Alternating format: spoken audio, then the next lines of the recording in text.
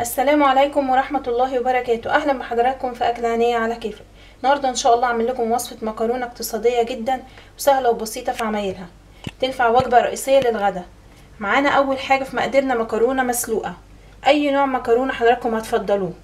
معايا بتنجانة رومي ما اخدتهاش كلها وقطعتها بالشكل ده صغير جدا، فلفل الوان احمر واخضر. انا عارفه ان سعره دلوقتي غالي، عايزه اقول لحضراتكم انا مستخدمه هنا نص فلفلايه من الاحمر ونص من الاخضر، يعني بما يعادل ربع كيلو، بما يعادل 5 جنيه. مش مكلف تماما، لو جبنا ربع كيلو مش هنستخدمه كله كمان.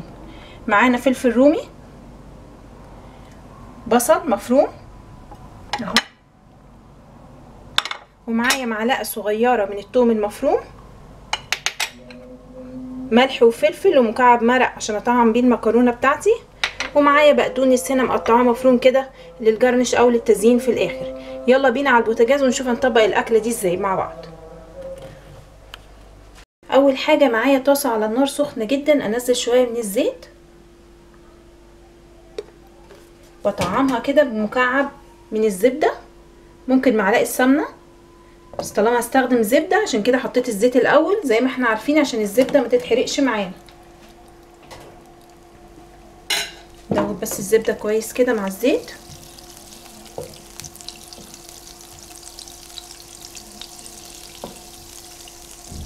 اهي لو حطينا الزبده الاول زي ما قلت هتبصوا تلاقوا لونها بقى بني، اتحرقت وتخلي كل الخضار بتاعكم لونه غامق، مش حلو، طعمه كمان مش هيبقى حلو. مش هستنى ان هي تسيح، هبتدي انزل على طول الشغل بتاعي الثوم،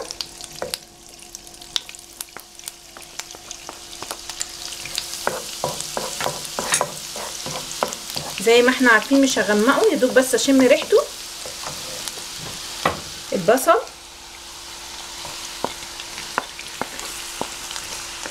هنا انا مستخدمه بصلايه وسط، زي ما قلت لحضراتكم معلقه صغيره من الثوم،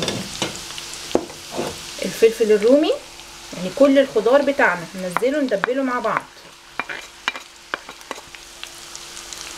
سهله جدا الوصفه، طعمها حلو قوي ان شاء الله هتعجبكم. فلفل الالوان الاحمر والاصفر، ممكن طبعا نحط فلفل حامل للحابب.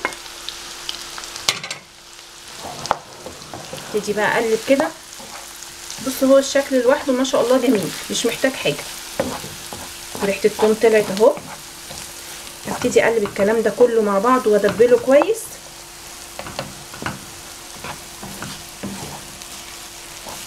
اهو بالشكل ده كده.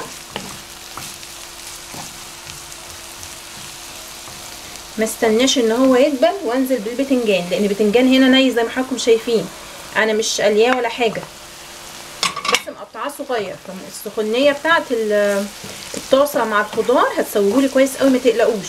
البتنجان ما بيستحملش اصلا، يعني قيمه غذائيه عاليه جدا في الوصفه دي.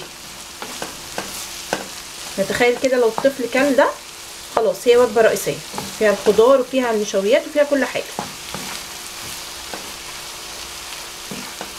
نقلب كويس، اتبل بقى عشان الملح يدبل لي الموضوع كده ويسهل عليا. الملح والفلفل اهو، ومكعب المرق. طبعا انا مراعيه ده في الملح، مش مزوده الملح عشان لسه هحط مكعب مرق. نكسرها كده،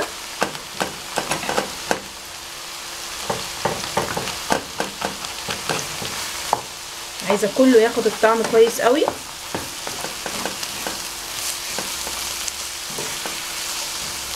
بصوا حضراتكم يعني كميه الخضار لما اضيف لها كميه المكرونه هتعمل لي سيرفيز محترم، اقتصاديه من الدرجه الاولى حقيقي. اهي اسيبهم بقى كده 5 دقايق ولا حاجه على نار متوسطه يتبالوا كويس قوي، ونرجع مع بعض نكمل وصفتنا. بصوا حضراتكم هنا اهي لسه على النار. عايزه اقول لكم ان انا زودت حوالي 3 معالق ميه وغطيتها عشان تدبل لي البتنجان بسرعه وتنزل لي صوص كده لطيف كده. هي تمام جدا، مش هنهريها اكتر من كده. هننزل هنا المكرونه اهي المسلوقه بتاعتنا، وزي ما اتفقنا اي نوع نحبه، يعني كل اللي احنا استخدمناه طاسه واحده، ما استخدمناش كمان حاجات كتير، هي موفره من كله اهو. بسم الله، انزل بس بالراحه عشان ما تقعش. تاخد كده تقليبه وتاخد وتدي معاه وتاخد الطعم بتاع الخضار بتاعنا.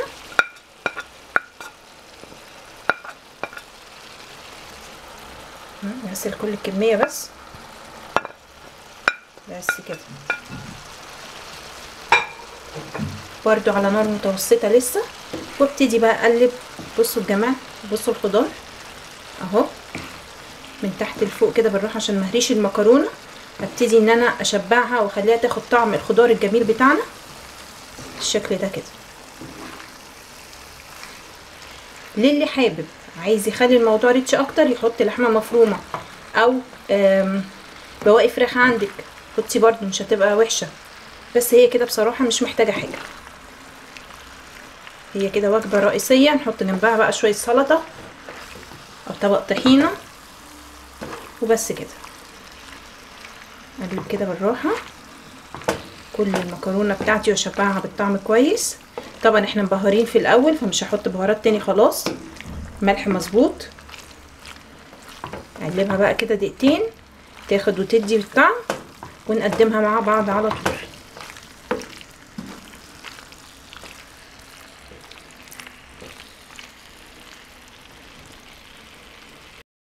اهي هنقدمها بقى مع بعض وهي سخنه كده. بصوا زي ما قلت لحضراتكم عملت لي سيرفيس كامل، وعايزه اقول ان ده ما استخدمتش كيس المكرونه اللي هو 400 جرام، ما استخدمتوش كله، ده مش كله، ده جزء منه.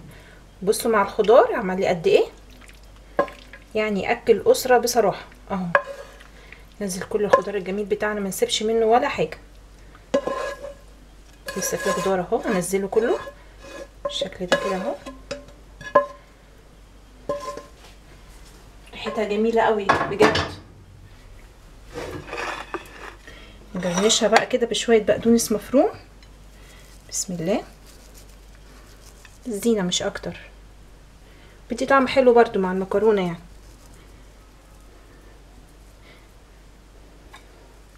بالشكل ده كده. كمل شويه البقدونس الباقيين.